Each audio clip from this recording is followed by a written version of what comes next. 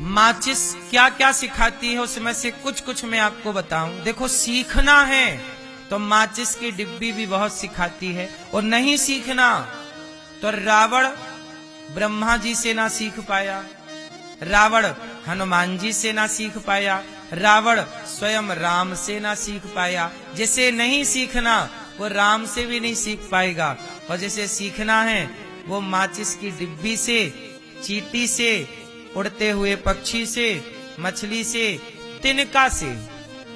एक तिनका से भी आपको मैं बहुत कुछ सिखा सकता हूं। माचिस से क्या सीख सकते हैं, आओ सीखते हैं। माचिस है किसी के पास? सुनो, माचिस से क्या सीख सकते हैं। जैसे माचिस की तीली अलग है, माचिस अलग है, लेकिन जब तक माचिस की तीली माचिस में घिसती नहीं है, घर्षण नहीं होता, तब तक आग प्रकट। माचिस में आग है या नहीं?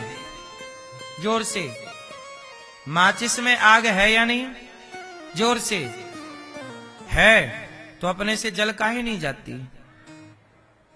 माचिस में आग तो है, पर प्रकट तब होगी जब तीली को माचिस से घिसोगे, घर्षण होगा। उसी तरह जैसे माचिस में आग तो है, घर्षण की जरूरत है, ऐसे आप में कण कण में भगवान तो है, भक्ति का घर्षण चाहिए। वो भक्ति हो, वो प्रेम हो, तो जैसे आग प्रकट हो जाती है, भगवान प्रकट हो जाएंगे। ये माचिस सिखा रही है। माचिस दूसरी सीख क्या देती है? माचिस की तीली, माचिस की तीली क्या सिखाती है?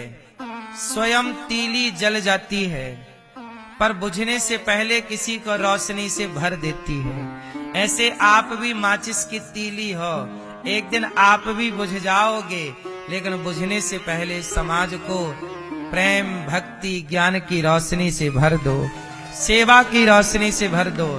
आप भी एक दिन बुझ जाओगे, माचिस की तीली भी बुझ जाएगी, पर बुझने के पहले दीपक जला देती है, प्रकाश दे देती है। आप भी किसी को अच्छा रास्ता दिखा दो, क्योंकि हम भी एक दिन बुझ ही जाएंगे। बात समझ में आई कि नहीं? तो आप भी समाज की सेवा की रोशनी दो, समाज को मुस्कान दो, हंसी दो, खुशी दो। तीसरी सीख माचिस की तीली से। माचिस की तीली औरों को बाद में जलाती है, स्वयं को पहले जलाती है। आप किसी का कुछ बिगाड़ना चाहोगे तो बाद में बिगाड़ोगे, बिगाड़ोगे स्वयं का पहले। ये माचिस की तीली सिखाती है। यदि आप किसी का कुछ बिगाड़ना चाहते हो, माचिस की तीली किसी को जलाने से पहले, आप माचिस की तीली से दिया जला रहे हैं, तो दिया बाद में जलेगा, तीली पहले जलेगी। आप किसी का कुछ बिगाड़ना चाहते हैं तो उसका बाद में बिगड़ेगा, पहले आपका जरूर बिगड़ेगा। ये माचिस की तीली सिखा रही है। इसलिए दूसरों के घर में आग लगाने से पहले ये देख लो कि आप के लगेगी, उसके बाद में लगेगी, पहले आपके लगे। क्योंकि जब तक तीली में आग नहीं लगेगी तो दीपक में आग लग ही नहीं सकती। कहते ना, जो दूसरों के लिए गड्ढा खोदता है वो अपने लिए ही खोद रहा है। आज नहीं गिरेगा, कल नहीं गिरेगा, परसों नहीं गिरेगा, पर एक दिन जरूर गिरेगा। ये माचिस सिखा रही है। अच्छा, माचिस और भी कुछ सिखाती है। माचिस कितनी है? बोलो, एक। माचिस एक है, पर माचिस की तीलियां अनेक हैं। उसी तरह ईश्वर एक है और तीलियां देवता हैं, देवता अनेक हैं। माचिस ईश्वर एको ब्रह्म। ईश्वर कितने? एक हैं, और देवता 33 कोटि। बोलो हाँ। देवता अनेक होते हैं, भगवान अनेक नहीं होते। माचिस सिखा रही है ये सारी बातें। अच्छा, माचिस एक चीज और सिखाती है। क्या? माचिस ये भेद नहीं करती कि ये मंदिर का दिया है,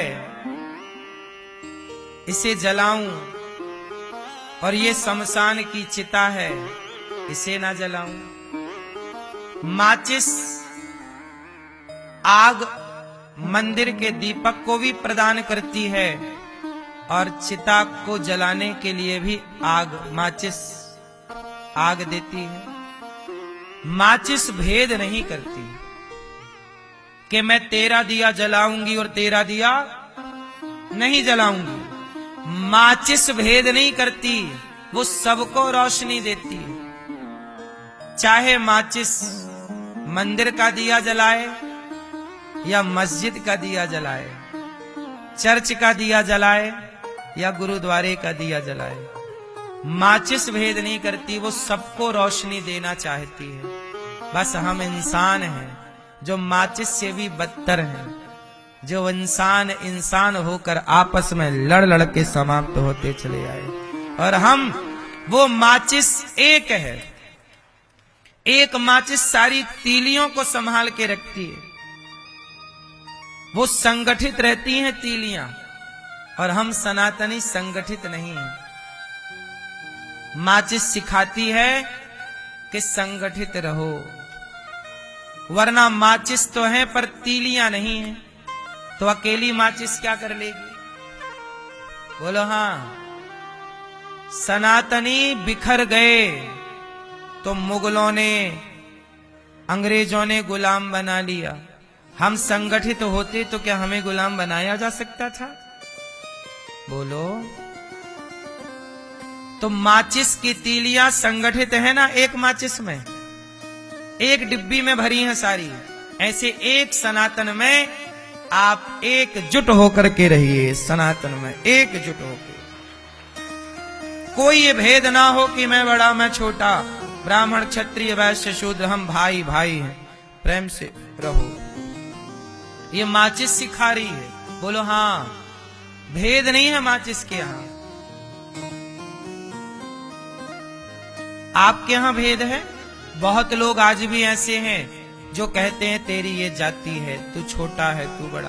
काहे छोटा बड़ा कहते हो? ईश्वर ने क्या उसको खून कम दिया है? तुम्हारी रगों में ज्यादा है क्या? उसकी आंखों में कम दिखता है, तुम्हें ज्यादा दिखता है?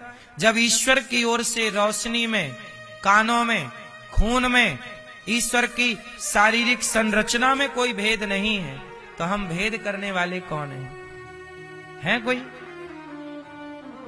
अच्छा, माचिस की तीली एक और शिक्षा देती है। आप 5 तीलियां रखो, एक अगल बगल सटा सटा के। 5 नहीं 10 रखो, 10 नहीं 50 रखो, और एक तीली में आग लगा दो तो फुर्र फुर्र सारी तीलियां जल जाएंगी। लेकिन आप 50 तीलियां रखो मेरी मां, और 50 तीलियों में आप बीच की एक तीली खिसका दो नीचे, और एक तरफ आग लगाओ, तो जो नीचे खिसकी हुई होगी वहां तक की तो जल जाएंगी, और नीचे खिसकी वाली और उसके आगे वाली बच जाएंगी। बात सही है कि नहीं? अब इससे आपने क्या सीख ली, जरा हमें बताओ। सारी तीलियां लाइन से रखी हैं, आग लगी, सारी जलने लगी, पर एक ने अपने को पीछे कर लिया, तो उसके बाद की सारी बच गई। क्या सीख है इससे?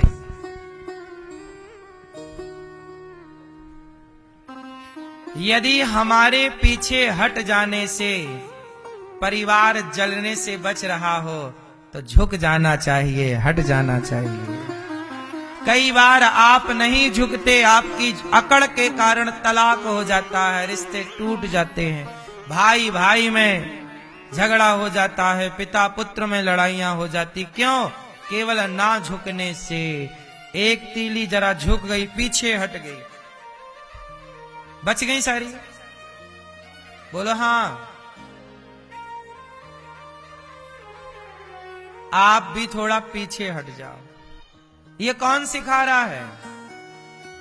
माचिस की तीलियां, माचिस।